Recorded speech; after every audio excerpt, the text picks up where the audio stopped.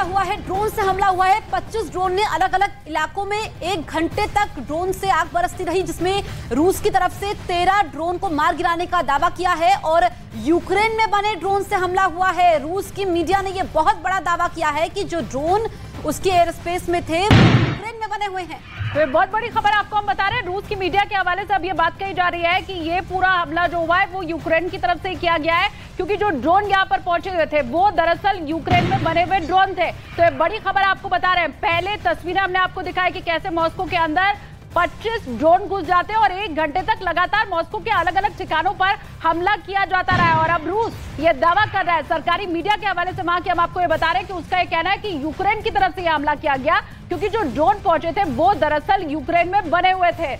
रूस की राजधानी मॉस्को पर हमला हुआ है, इस वक्त की सबसे बड़ी खबर हम आपको बता रहे हैं। और इसमें अब रूस की सरकारी मीडिया की तरफ से यह कहा जा रहा है कि ये हमला यूक्रेन की तरफ से किया गया है। दूसरी तरफ यूक्रेन की मीडिया का यह कहना है कि ये तो रूस की अपनी ही साजिश है, रूस ने यह हमला खुद किया है, ये यूक्रेन की तरफ से कहा गया है। यूक्रेन ने यह कहा कि कीव पर भी 31 ड्रोन की तरफ से हमला किया गया था। कल रात को यूक्रेन की राजधानी कीव में भी ड्रोन पहुंचे थे, जिसमें से यूक्रेन ने 29 ड्रोन को मार गिराया। और अब जो तस्वीरें हम आपको दिखा रहे हैं रूस की राजधानी मॉस्को में, जिसमें ये 13 ड्रोन को मार गिराया गया है रूस की तरफ से। 3 तस्वीरें आपके सामने हैं। मॉस्को पर ड्रोन अटैक होता है, कई इमारतों पर हमला होता है और इस वक्त मॉस्को में हाई अलर्ट है, क्योंकि कई इमारतों को नुकसान पहुंचा है। हालांकि किसी की जान नहीं गई है, पैनिक वहां पर सिचुएशन है, ऐसे में लोग डरे हुए हैं और जिन इमारतों को नुकसान पहुंचा है उनको खाली करवा दिया गया है। और ये अब माना जा रहा है कि जिस तरीके से यहां पर हमला होता है, 25 ड्रोन से रूस की राजधानी मॉस्को पर हमला होता है, उसके बाद रूस यूक्रेन युद्ध और ज्यादा भड़केगा।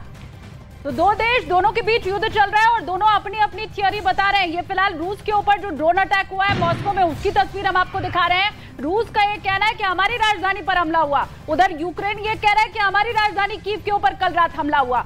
ये कह रहा है रूस की यूक्रेन ने हमला किया, क्योंकि जो ड्रोन यहाँ पर पहुंचे थे वो यूक्रेन में निर्मित थे। उधर यूक्रेन ये कह रहा है कि कीव के ऊपर जो हमला हुआ वो रूस ने करवाया।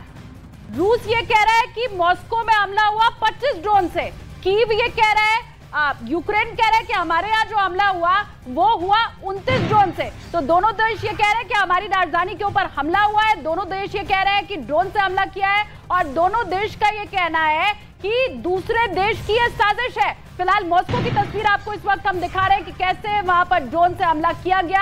हालांकि ये बताया जा रहा है कि रूस ने 13 ड्रोन को मार गिराया। अपडेट बाकी के ड्रोन का क्या है, क्योंकि रूस ये कह रहा है कि 25 ड्रोन से हमला हुआ था, तो बाकी ड्रोन क्या मार गिराया गया है, क्या उन तक निशाना लगा लिया गया है, वो आगे अपडेट आपको जरूर देंगे। लेकिन ये रूस के लिए भी खासा आप समझिए कि दिक्कत भरा है जब क्रेमलिन पर भी हमला हो जाता है, राष्ट्रपति भवन के पास हमला हो जाता है। वो 3 मई की तारीख, आज 30 मई की तारीख, 2 बार इतने कम समय में कैसे क्रेमलिन और मॉस्को दोनों जगह हमला किया जाता है। क्या कर रही है रूस की खुफिया विभाग, क्या वहां पे इनपुट नहीं मिल पा रही है? तमाम बड़े सवाल हैं जो रूस से भी आगे पूछे जाएंगे। लेकिन रूस का यही दावा है कि मॉस्को में जो हमला हुआ है वो यूक्रेन की तरफ से किया गया। तो यहाँ पर क्या ये रूस की बहुत बड़ी नाकामी है? ये सवाल खड़ा होता है कि उसके एयर स्पेस में 25 ड्रोन कैसे दाखिल हो जाते हैं, 1 घंटे तक वो हवा में ही रहते हैं, उसके बाद रूस की तरफ से 13 ड्रोन को मार गिराया जाता है। रूस की यहाँ पर एजेंसियां कर क्या रही है, ये एक बड़ा सवाल है। और यूक्रेन दूसरी तरफ कह रहा है कि ये तो रूस की ही साजिश है,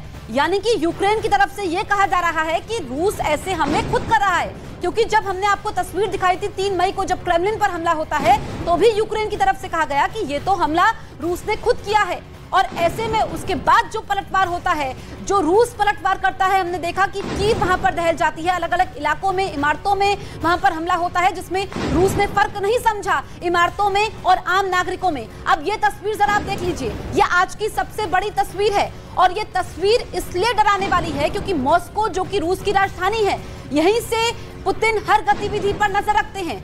सब दुनिया के सबसे ताकतवर देश के राष्ट्रपति पुतिन इस वक्त बौखलाए हुए होंगे, क्योंकि उनकी राजधानी पर हमला होता है जिसमें इमारतों को भी नुकसान पहुंचता है। लेकिन क्या यहाँ पर जो एयर स्पेस पर ड्रोन दाखिल होते हैं वो कैसे दाखिल हो गए, जहां पर सुरक्षा का सख्त पहरा होता है? और इस वक्त जब युद्ध चल रहा है, जब यूक्रेन लगातार वार करते जा रहा है, पलटवार कर रहा है और यूक्रेन को बाकी देश का सपोर्ट हासिल है, ऐसे में रूस की तरफ से जो नाकामी है, रूस इन हमलों को रोक नहीं पा रहा है।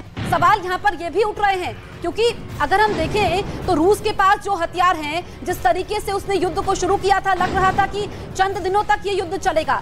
ये न सिर्फ साल तक चलता रहा, बल्कि साल से ऊपर हो गया है और अभी भी युद्ध चल रहा है। और अब तो रूस की राजधानी मॉस्को पर अब तक का सबसे बड़ा हमला हुआ है। और देखिए, महायुद्ध में ड्रोन स्वरूप का इक्का साबित हो रहा है। रूस के पास इस वक्त युद्ध के लिए अत्याधुनिक ड्रोन नहीं है, इसलिए पुतिन ने मॉडर्न ड्रोन के ईरान से समझौता किया। समझौते के तहत ईरान बड़े पैमाने पर रूस को ड्रोन भेज रहा है। ईरान का कामिकाज़े ड्रोन बेहद सस्ता और खतरनाक है। पश्चिमी मीडिया के मुताबिक ईरान ने रूस को अब तक 6000 से ज्यादा अटैक ड्रोन दिया है। पुतिन कम खर्च का ड्रोन इस्तेमाल कर रहे हैं और ज़ेलेंस्की की मिसाइलें इन ड्रोन्स को मारने में खर्च कर पा रहे हैं। सवाल है कि ज़ेलेंस्की के पास ऐसे हमलों का हल क्या है। इसकी डिटेल आपको दिखाएंगे कि कैसे रूस के लो बजट वॉर का जवाब ज़ेलेंस्की भी लो बजट वॉर से दे रहे हैं। लेकिन उसके पहले कीव में तैनात सुरक्षा सिस्टम, जो अब तक रूस से राजधानी को बचाए हुए है, उसकी डिटेल देख लीजिए।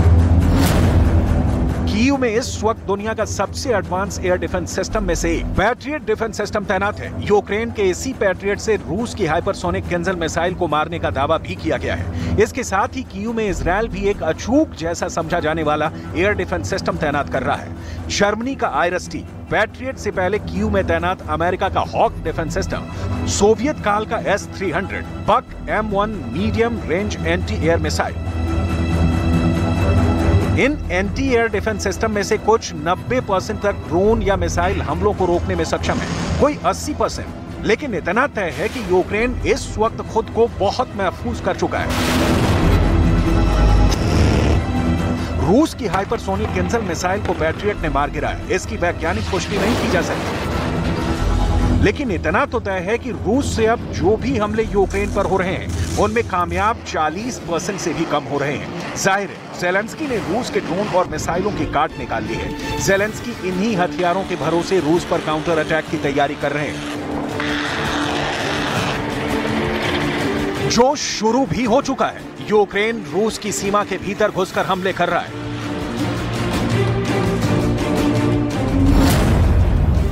यूक्रेन की सेना के ड्रोन ने डुजबा तेल पाइपलाइन पर हमला किया। ये पाइपलाइन विश्व की सबसे चौड़ी और लंबी पाइपलाइनों में से एक है। इस पाइपलाइन से साइबेरिया से यूरोप के लिए कच्चे तेल की आपूर्ति होती है।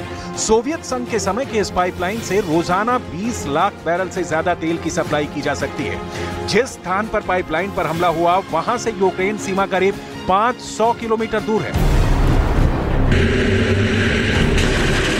यूक्रेन रूस के भीतर हमलों की जिम्मेदारी स्वीकार नहीं करता है, लेकिन पश्चिमी मीडिया की रिपोर्ट्स के मुताबिक पुतिन के क्रेमलिन आवास के नजदीक तक यूक्रेन ने हमलावर ड्रोन को भेजा था, जिसे रूसी सुरक्षा एजेंसियों ने मार गिराया था।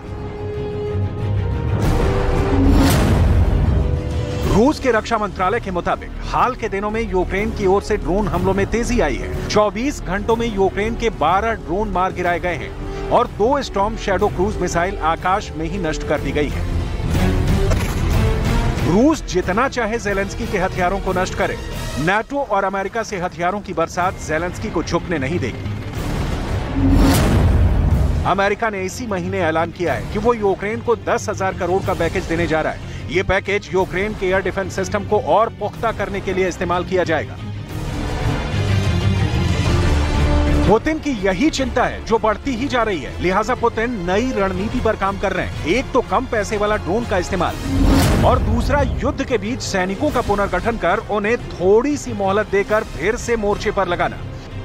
यूक्रेन के रक्षा मंत्रालय ने कहा है कि रूस की सेना कब्जे वाले ज़ैपोरिज़िया परमाणु संयंत्र के नजदीक का माहौल खराब कर रही है और वो वहां पर भड़कावे वाली हरकतें कर रही है।